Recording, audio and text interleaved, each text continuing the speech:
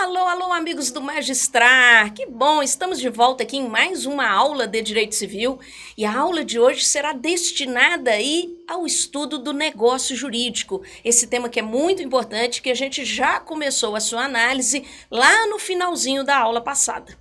Veja comigo que eu já te informei que quando a gente fala em negócio jurídico, e aí a gente pode pensar, por exemplo, num contrato, num testamento, não é mesmo? Quando a gente fala em negócio jurídico, um gênio chamado Pontes de Miranda, ele disse pra gente que o negócio jurídico ele é formado por planos, não é mesmo? Então é exatamente isso que nós estamos trabalhando. Vem aqui comigo para a tela, olha lá. Quando a gente fala em negócio jurídico, nós devemos começar o nosso estudo analisando os planos do negócio jurídico. Sim, é que Pontes de Miranda disse para a gente que o negócio jurídico ele é formado por 3 planos. E esses planos eles devem ser observados como se cada plano representasse o degrau de uma escada. É isso mesmo. Mas como, professor, o degrau de uma escada? Veja comigo, olha só o esquema que eu vou fazer na tela para você. Imagine que estou olhando aqui para uma escada. Muito bem. Veja que aqui embaixo eu tenho lá o primeiro plano, que é o chamado plano da existência. Isso mesmo, é o plano da existência. Aqui no plano da existência, nós vamos precisar daqueles pressupostos fundamentais para a existência do negócio jurídico. Para eu dizer, olha, pelo menos existir, esse negócio existe. Essa é a ideia. Tudo bem.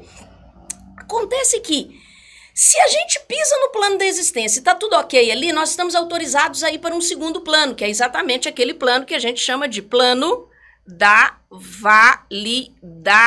Isso mesmo, é o plano da validade. E se eu piso no plano da validade, e se tiver tudo ok, aí eu estou autorizada a ir para o terceiro plano, para o terceiro degrau da nossa escada, que é exatamente o plano da eficácia. Então veja comigo que nós vamos ter aí então 3 planos do negócio jurídico: plano da existência, plano da validade e plano da eficácia. Bom, quais são os elementos do plano da existência? Quais são os pressupostos fundamentais para que um negócio exista? Os pressupostos fundamentais para que o negócio exista, os elementos do plano da existência são eles. Primeiro, agente. Além do agente, será necessária a vontade, isso mesmo, vontade. Além da vontade, será necessário o objeto. E, por fim, será necessária a forma. Então, esses são os 4 elementos lá do plano da existência: agente, vontade, objeto e forma. Veja que não interessa exatamente como está esse agente, como se manifesta a sua vontade, como é o objeto, a forma, não. O que eu quero te mostrar é que se eu tenho agente, vontade, objeto e forma, ok, eu já tenho um negócio que existe, eu já posso me manifestar pela existência daquilo ali. Ah, tá, professora, mas sobre o plano da existência, o Código Civil, ele fala alguma coisa sobre o plano da existência? A resposta, não. O Código Civil, quando ele começa o trato aí sobre o negócio jurídico, ele começa do segundo degrau. Ele começa do plano da validade. Isso mesmo.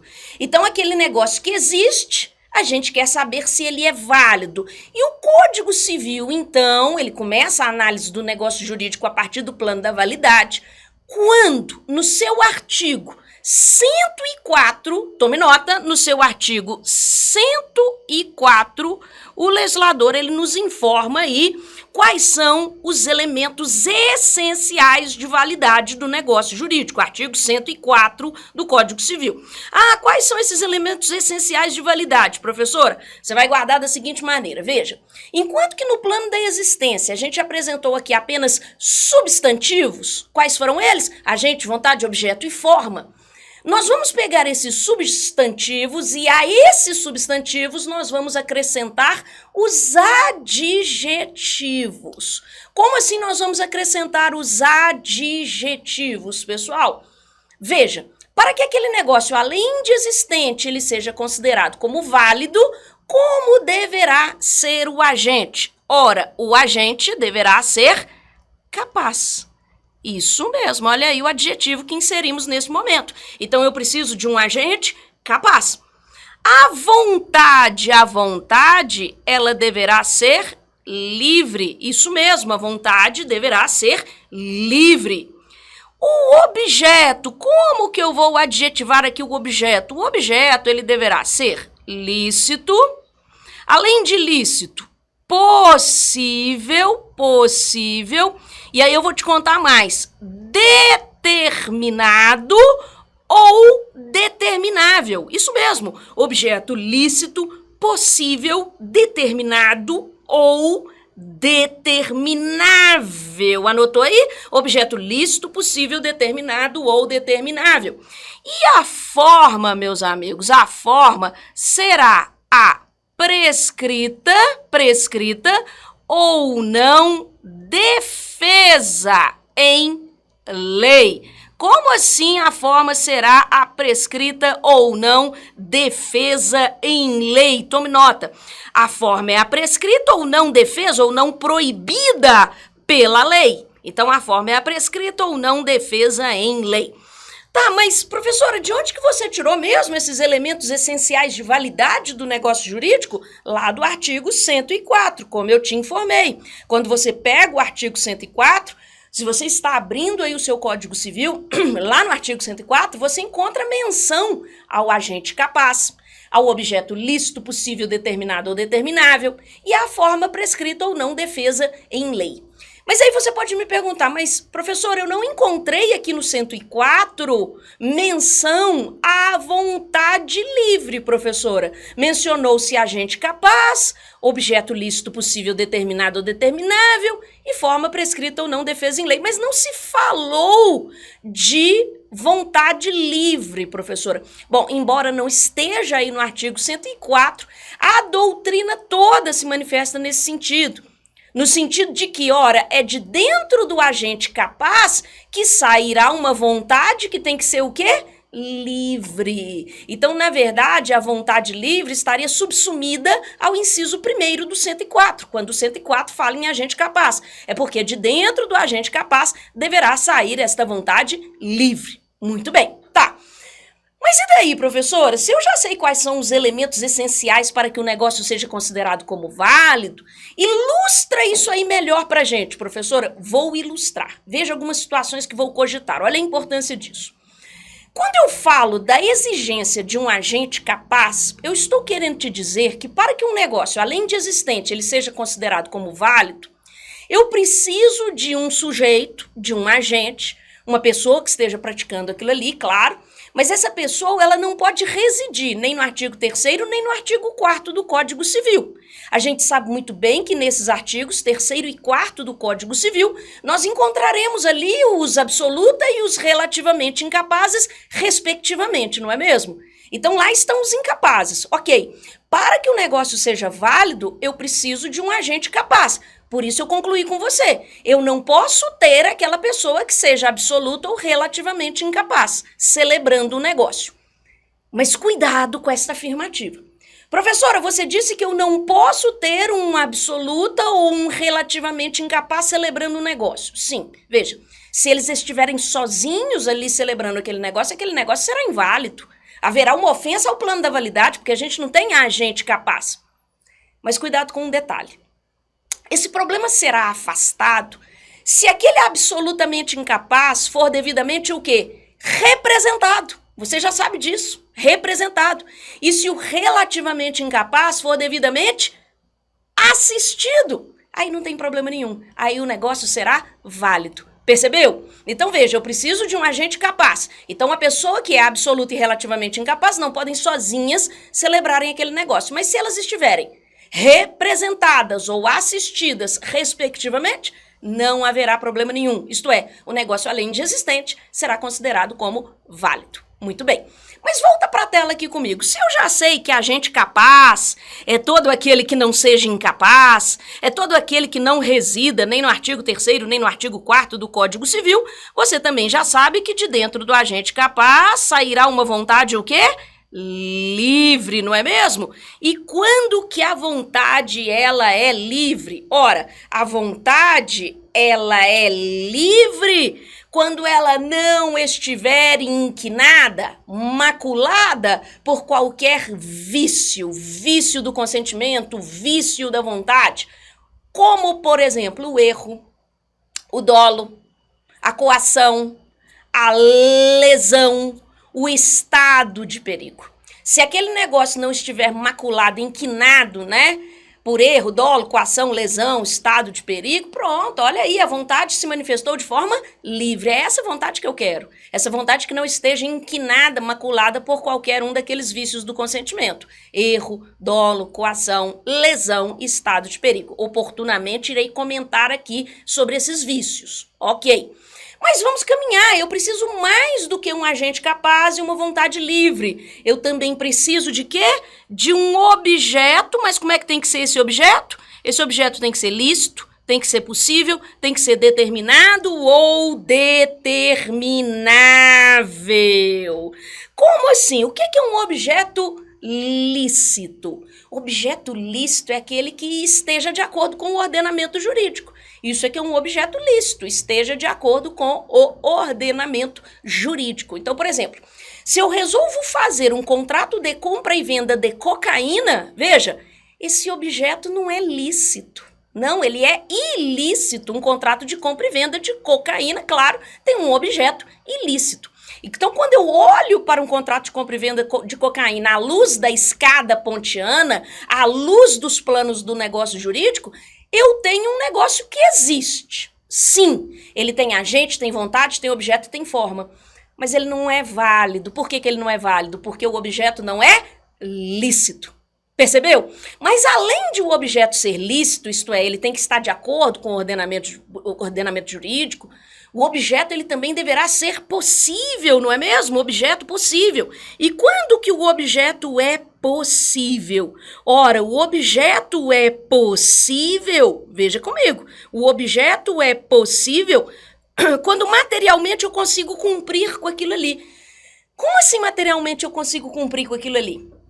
Veja, se eu resolvo fazer um contrato de compra e venda de lotes na Lua, compra e venda de lotes na Lua, eu tenho aí um negócio que existe, porque tem agente, vontade, objeto e forma. Mas esse negócio, embora existente, ele não é válido. Por quê? Porque o objeto não é possível. Não, o objeto ele não é possível. Materialmente falando, não tem como cumprir com aquilo ali. Percebeu? Então o negócio, embora existente, ele não é válido. A compra e venda de lotes na Lua. Muito bem. Mas veja, então eu preciso de um objeto que seja lícito, que seja possível e mais, que seja determinado de pronto. Então, o que você vai vender? Eu vou vender aquele carro. O que você vai doar? Eu vou doar aquela casa. Então, tem que estar determinado de pronto. Mas se não estiver determinado de pronto, de início, ele tem que ser passível de determinação. Então, por isso que o legislador disse que o objeto ele tem que ser determinado ou determinável. Ou seja, ele pode ser determinado no futuro. Não há problema nenhum quanto a isso. Tudo bem. Mas para fechar aí essa análise dos elementos essenciais de validade, vem comigo para a forma. Como é que tem que ser a forma? Primeiro, o que é a forma? Ora, forma é o modo pelo qual a vontade se apresenta na sociedade.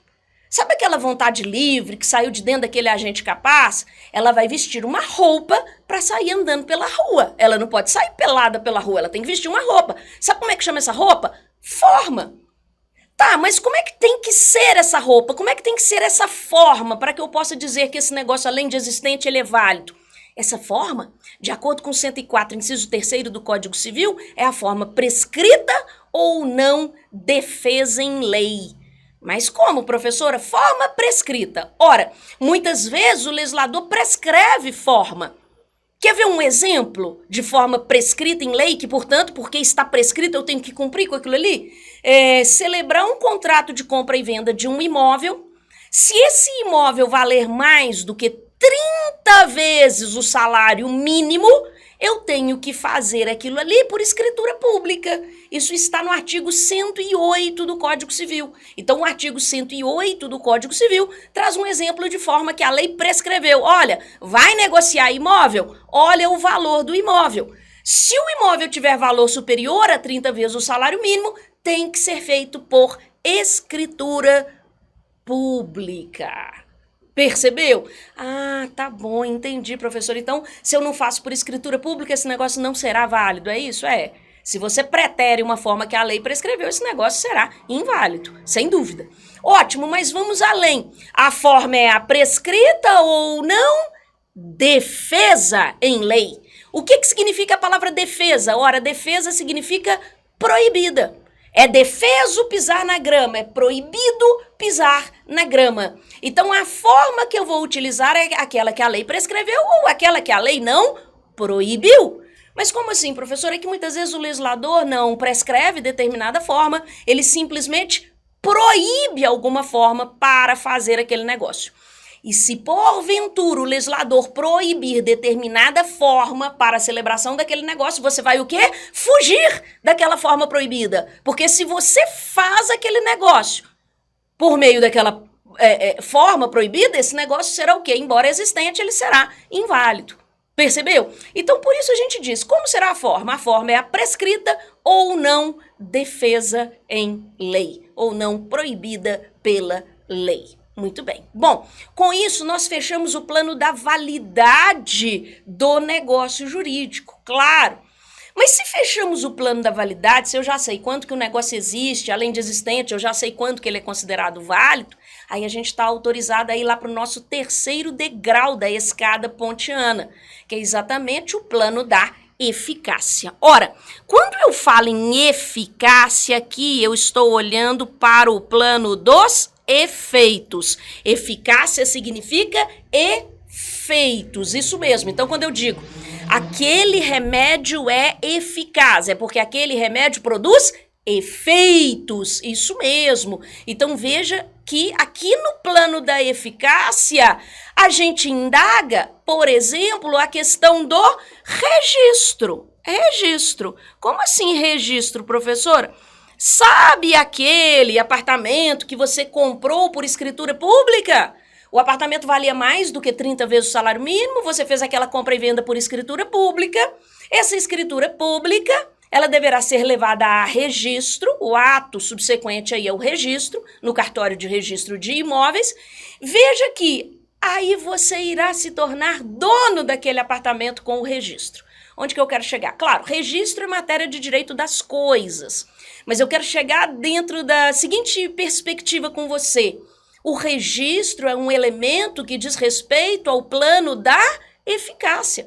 Como também diz respeito ao plano da eficácia a multa, o instituto da multa. Sabe quando há um descumprimento de uma obrigação e a parte descumpriu ali, o devedor descumpriu de forma culposa e há no contrato ali a previsão de uma multa, de uma cláusula penal. Veja que o estudo da cláusula penal, da multa, pertine ao plano da eficácia, ao plano dos efeitos. É isso mesmo. Além disso, vale notar que aquele negócio que existe e que é válido, pode ser que ele produza efeitos desde já ou não. Como assim? Quando eu falo que pode ser que ele não produza efeitos desde já, eu estou querendo dizer que é possível que se coloque naquele negócio jurídico algum elemento que contenha a produção de efeitos daquele negócio. Então, eu posso fazer um negócio em que nesse negócio a gente coloque ali um elemento que vai conter, por hora, a produção de efeitos daquele negócio. Quando eu falo de inserir nesse negócio um elemento que vai conter, que vai segurar a produção de efeitos desse negócio, eu estou cogitando neste momento daqueles elementos que nós vamos chamar de elementos, vou ultrapassar aqui o nosso quadro, tá? Elementos acidentais do negócio jurídico.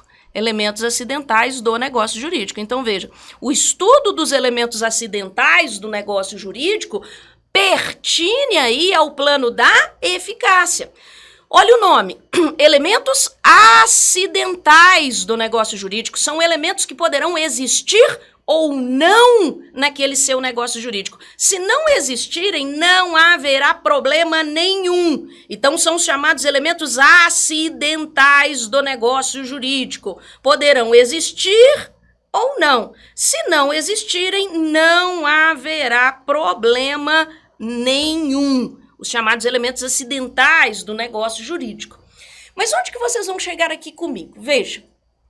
Quais seriam esses elementos acidentais do negócio jurídico? São 3. Anote quais são os 3 elementos que podem aparecer ou não no seu negócio. Vem comigo para a tela. O primeiro elemento acidental é a condição. A condição. O segundo é o termo. E o terceiro é o encargo. Condição, termo e encargo. São os 3 elementos acidentais do negócio jurídico. Condição, termo e encargo. Como assim, pessoal? Condição. Eu posso fazer um negócio que existe, que é válido, e que eu coloque ali naquele negócio uma condição.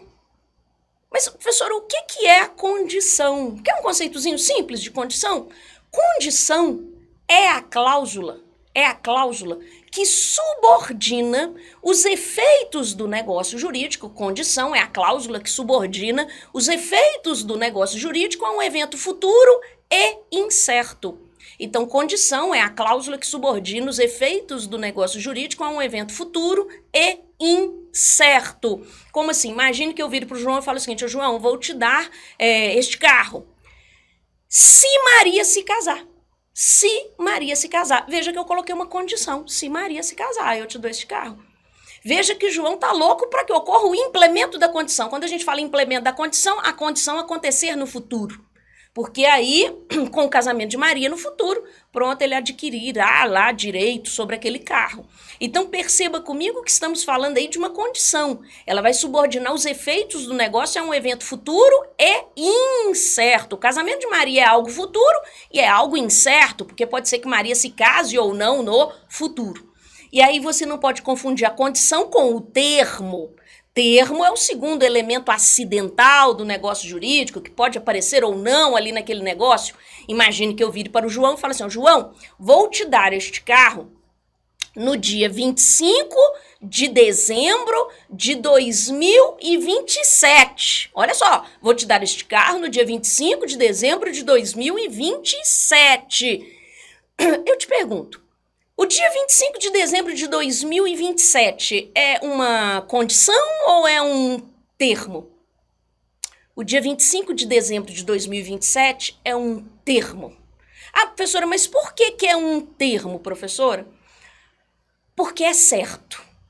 Como assim? Quer anotar um conceito para termo? Anota para mim.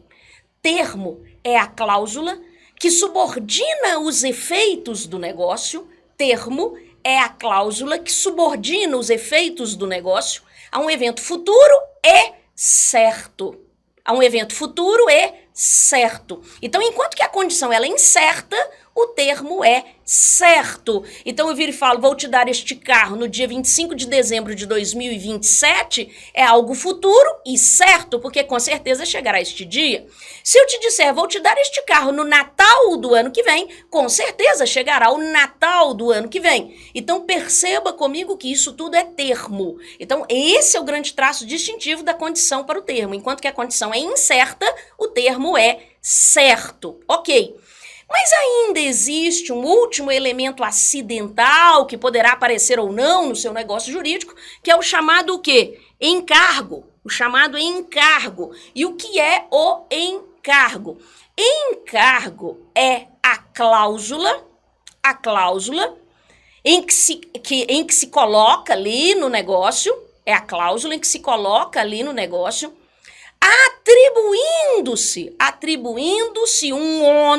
atribuindo-se um ônus ao beneficiário da liberalidade. Então, atribuindo-se um ônus ao beneficiário da liberalidade. Como assim, professora? Veja o exemplo. Imagine que eu vá praticar uma liberalidade. Por exemplo, um contrato de doação. Eu vou dar esta casa para alguém. Ok. Aí eu viro e falo o seguinte, eu vou dar esta casa para você, João, a fim de que você cuide do jardim da casa. A fim de que você cuide do jardim da casa. Isso aí é um encargo. Percebeu? Eu viro para o João e falo, João, vou te dar este carro para que você leve os meus filhos à escola pelos próximos 6 meses. Eu vou te dar este carro, você será o dono deste carro, você será o dono desta casa, mas você terá que cuidar do jardim da casa, terá que levar os meus filhos à escola pelos próximos 6 meses. Então você tem uma pessoa que pratica uma liberalidade de um lado e do outro lado o beneficiário da liberalidade. Só que esse beneficiário da liberalidade ele vai ter que cumprir com um ônus. Por quê? Porque naquele negócio colocou-se um encargo. Então, por isso que é comum dizer que encargo é igual a liberalidade mais ônus, não é mesmo? Quando a gente fala que encargo é igual a liberalidade mais ônus, você vai visualizar a figura do encargo sempre em se tratando de negócio jurídico gratuito.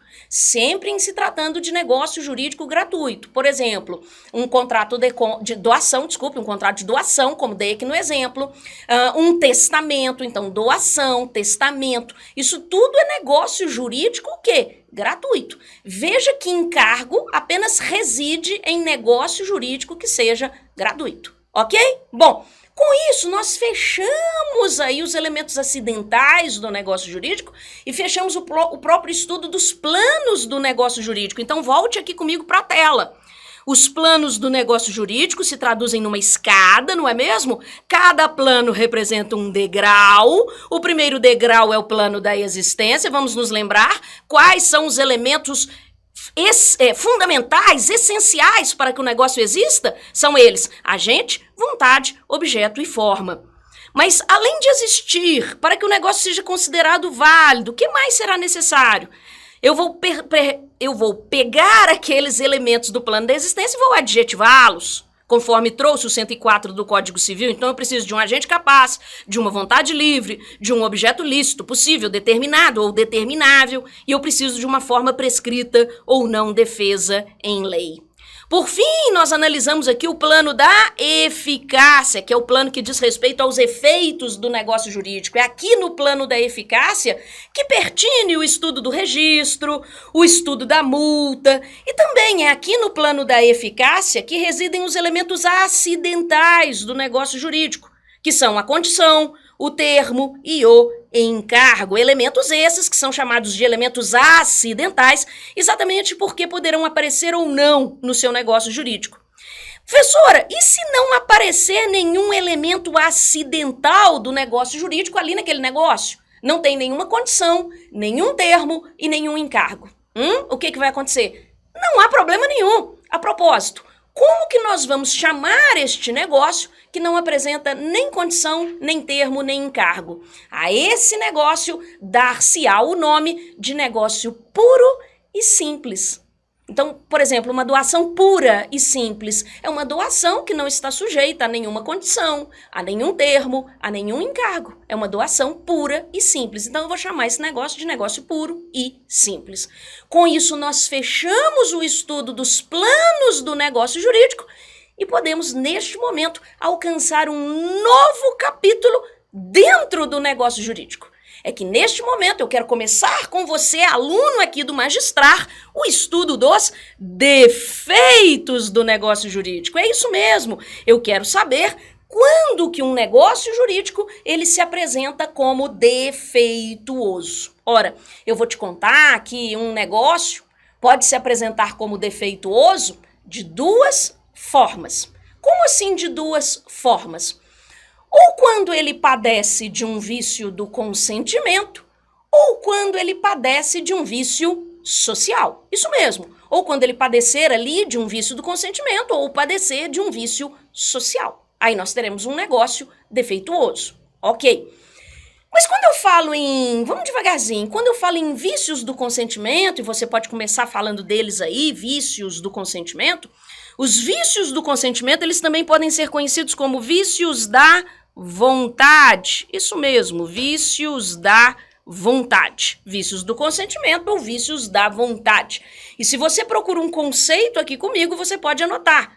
Vícios do consentimento ou vícios da vontade perturbam, pode anotar, perturbam o processo de elaboração,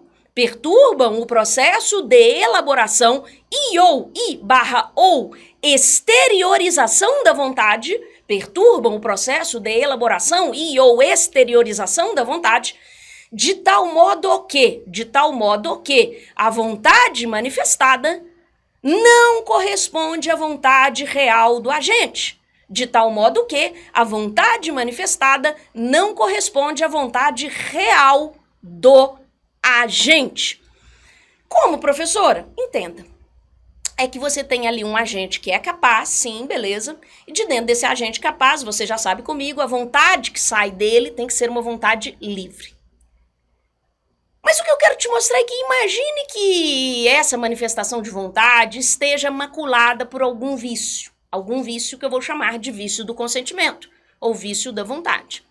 E daí que no que essa manifestação de vontade está maculada por um vício do consentimento, vício da vontade, veja, de dentro desse sujeito vai sair uma vontade que não correspondia à sua vontade real. Isso mesmo, de dentro dele saiu uma vontade que não era correspondente à vontade real dele. E daí, então, quando estivermos diante desse cenário, a gente vai dizer que aquele negócio está maculado por um vício do consentimento. De dentro do cara saiu uma vontade que não está de acordo com aquilo que ele realmente quer. Ok. Mas quais são os vícios do consentimento? Veja, em todos eles acontece a mesma coisa. Sai uma vontade que não está de acordo com aquilo que o agente realmente quer. Quais são os vícios do consentimento? São eles, anote para mim, o erro, o dolo, a coação, a lesão e o estado de perigo. Então, nós vamos ter o erro, o dolo, a coação, a lesão e o estado de perigo. Todos eles são vícios do consentimento, são vícios da vontade. Bom, quando eu falo em erro, veja comigo esse primeiro vício do consentimento, que está aí no Código Civil a partir do artigo 138. Isso mesmo, a partir do artigo 138. O erro, nós podemos aí, de forma muito resumida, dizer que o erro, ele vai se traduzir num equívoco espontâneo. Isso mesmo. Então, você pode até puxar uma setinha e anotar. Equívoco espontâneo. Então, o que ocorre aqui é um equívoco espontâneo. Os exemplos clássicos dos manuais sobre o erro, esse vício do consentimento, passam pelo seguinte, olha lá, imagine que o sujeito chega numa joalheria e vê ali na joalheria, na vitrine, um relógio dourado, valor 100 mil reais, não havia nenhuma informação que era de ouro, ninguém havia dito que era de ouro, mas esse sujeito pensa, estou numa joalheria, tem um preço aqui de 100 mil reais, só pode ser de ouro, quer saber? Vou comprar. E aí ele paga ali os 100 mil. Aí ele vai para casa e descobre que aquele relógio não era de ouro. Ele só comprou porque ele acreditou que era de ouro. Mas ninguém falou que era de ouro realmente, ele deduziu que era de ouro. Houve um equívoco espontâneo aí de sua parte, não é mesmo? Saiba que esse sujeito ele não estará de todo à deriva. Este negócio pode ser anulado. Isso mesmo, daqui a pouquinho eu vou falar aí do efeito do negócio praticado em vício do consentimento. Mas saiba, esse sujeito ele está protegido pela lei. Por quê? Porque ele agiu em erro. Então, o que é o erro? O erro é o equívoco espontâneo. Então, um exemplo, quando o sujeito ali paga uma fortuna por aquele relógio dourado, apenas porque ele achava que era de ouro, quando não era de ouro. Um outro exemplo, o sujeito paga uma fortuna para um cantor chamado Roberto Carlos cantar na sua festa, e aí no dia chega um cara lá chamado Roberto Carlos, mas que não era o rei. Houve um erro aí, e neste caso, caberá também a anulação daquele negócio, aquele negócio pode ser anulado. Então veja que erro é um equívoco espontâneo aí da parte, ok? Mas você não pode confundir o erro, que é um equívoco espontâneo, com outro vício do consentimento, que é o dolo, que está no Código Civil a partir do artigo 145. Dolo, Código Civil, a partir do artigo 145. Veja comigo. Se o erro é o equívoco espontâneo, o dolo é o equívoco Equívoco induzido, isso mesmo. O dolo é o equívoco induzido. Olha a diferença. Em ambos existe uma situação de equívoco, só que enquanto que no erro o equívoco é espontâneo, no dolo o equívoco é induzido. Essa é a grande diferença. Então imagine eu entrando dentro da joalheria, vendo aquele relógio dourado, plaquinha de 100 mil reais. Mas desta feita, realmente eu penso que é de ouro, mas aí eu vou confirmar. E aí eu viro pro joalheiro e falo, meu senhor, esse relógio ali realmente é de ouro? Porque se for de ouro, eu compro. Aí o joalheiro vira e fala, é de ouro sim, é de ouro sim. Veja comigo que neste caso houve um equívoco, mas não foi um equívoco espontâneo, foi um equívoco induzido. A pessoa me induziu àquele engano, àquele equívoco. E, portanto, estamos diante também de um vício do consentimento, cujo regramento se inicia no Código Civil a partir do artigo 145. Vamos nos lembrar, todavia, que no que falamos de dolo, se o dolo decorrer de ambas as partes, isso pode acontecer, sabe aquela situação em que um está querendo engolir o outro? Sabe, o A agiu com dolo para cima do B, o B nada santo também agiu com dolo para cima de A. Isso é o chamado dolo recíproco. E o dolo recíproco está descrito no artigo 150 do Código Civil. Artigo 150 do Código Civil, ele vai cuidar do dolo recíproco. Quando o legislador fala do dolo recíproco, quando se constata o dolo de ambas as partes, aí veja, é como se o dolo de um neutralizasse o dolo do outro. Não caberá anulação, não caberá pleito de indenização, não caberá nada. Então esse negócio será considerado válido. Então se o dolo for de ambas as partes, atenção, esse negócio será considerado como válido. É o que diz o artigo 150 do Código Civil. Mas vamos além, ainda existe um terceiro vício do consentimento, que é a chamada coação. E a coação a que nos referimos aqui é a chamada coação moral, que está no Código Civil. Olha o nome, coação moral, que está no Código Civil a partir do artigo 151, Código Civil, a partir do artigo 151. Quando eu falo em coação moral, eu vou resumir toda a ideia de coação moral a uma palavrinha. Qual palavrinha? Medo, temor. Eu tenho uma pessoa que só faz aquele negócio porque fica com muito medo, que teme ali que aconteça algo a si próprio, a alguém de sua família, ao seu patrimônio, ou até mesmo a um terceiro. Então essa pessoa ali com muito medo, ela acaba cedendo e fazendo aquilo ali. Veja comigo que o exemplo é, imagine que uma pessoa ligue ali para um pai e fale o seguinte, olha, você tem um filhinho, seu filhinho tem 7 anos, muito bonitinho, ele tá saindo da escolinha agora, com uma bermudinha azul, uma blusinha branquinha, aí o pai desesperado do outro lado no telefone, o que você quer? Aí ele vira e fala o seguinte, olha, eu quero que você assine esse contrato que está em cima da sua mesa. Porque se você não assinar este contrato, essa criança pode não chegar em casa nesta tarde. Esse pai desesperado, ele assina. Perceba que ele agiu sob coação moral. E esse negócio também será anulável, não é mesmo? Então ele só agiu porque estava com muito medo, o seu espírito, né, foi invadido por um medo muito grande, que de tal modo que ele cedeu e fez aquilo ali. Percebeu? Ótimo, então isso é a coação moral. Um detalhe interessante.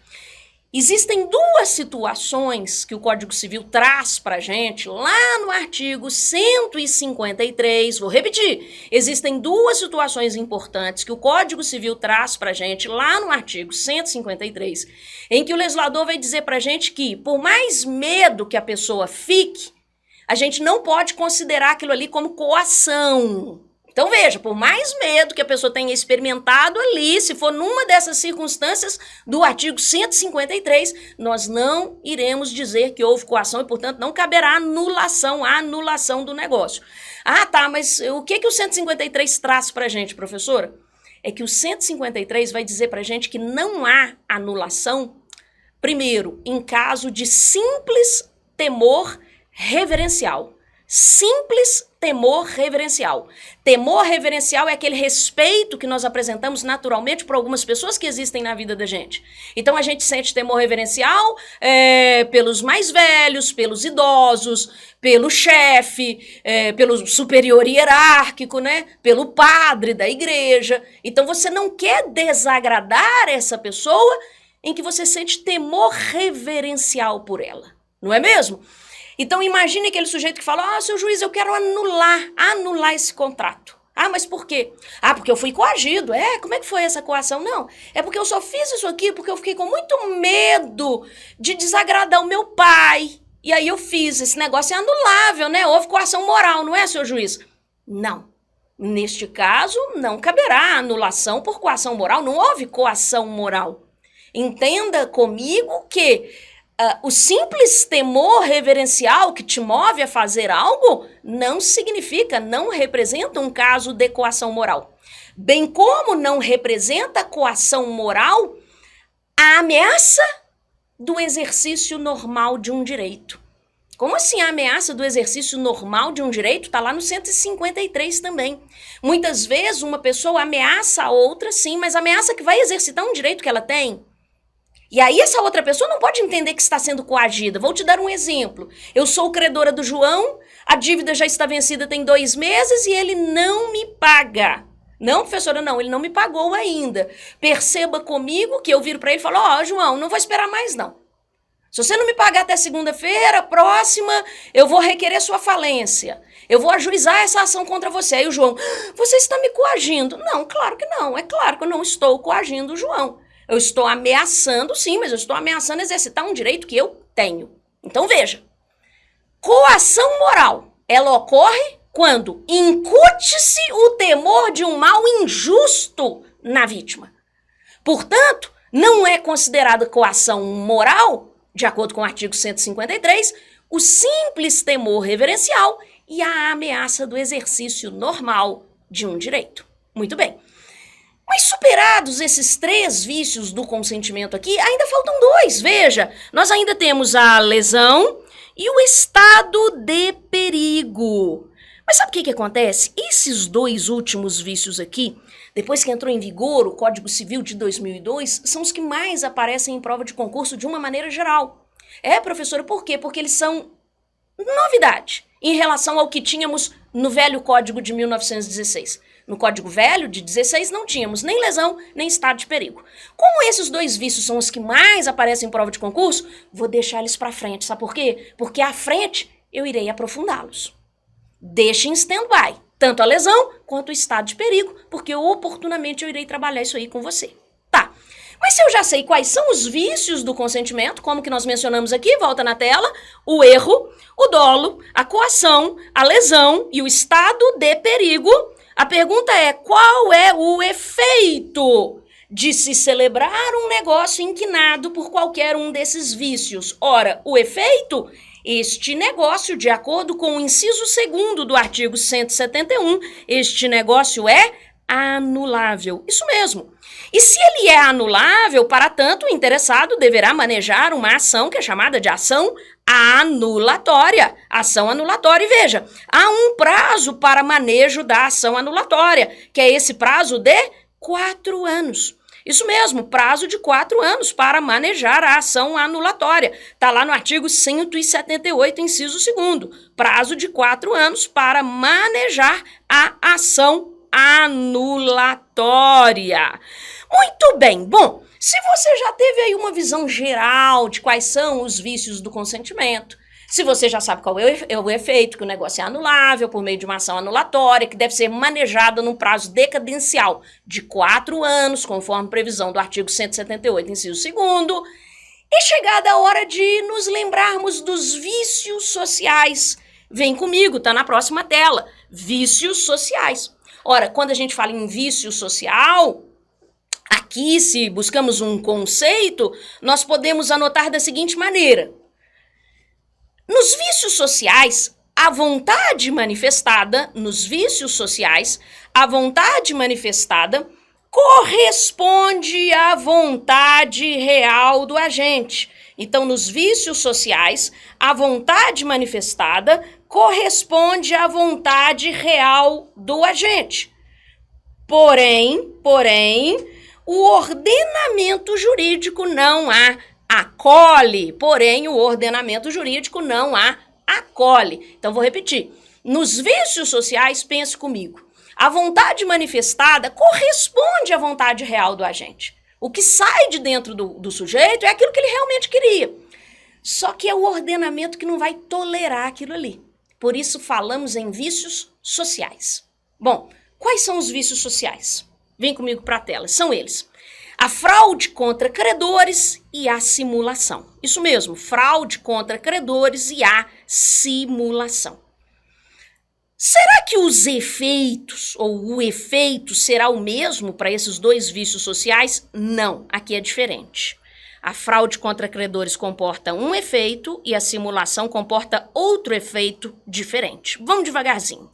Quando a gente fala em fraude contra credores, primeiro, vale notar que a fraude contra credores, a sistemática sobre ela se inicia aí a partir do artigo 158 do Código Civil. Artigo 158 do Código Civil. E se você quer um conceito para a fraude contra credores, você pode anotar. Ocorre quando o devedor pratica atos de disposição ou dilapidação patrimonial,